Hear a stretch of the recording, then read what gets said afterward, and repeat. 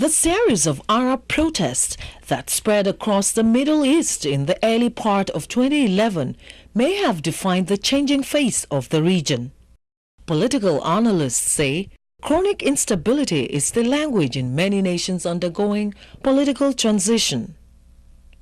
Moreover, the call for greater social justice is gaining momentum, not just in the Middle East, but also in the West.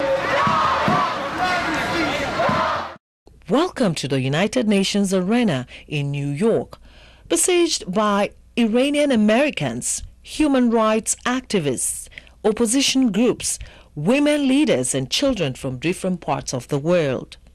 The 69th session of the General Assembly focused on major world challenges such as terrorism, Ebola virus, climate change, and Sustainable Development Goals (SDGs). While world leaders deliberated on these issues, Manhattan and its environs played host to an external assembly.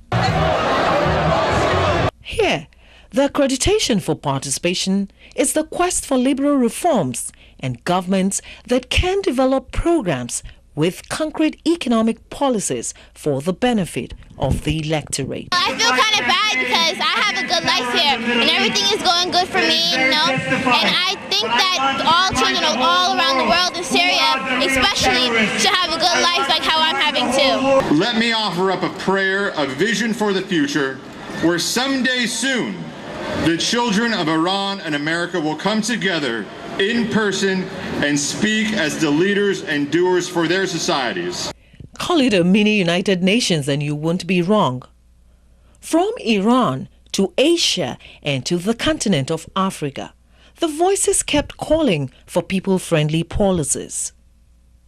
Under the sun or in the rain, they all spoke with one voice, rejecting the participation of leaders they described as dictators at the General Assembly.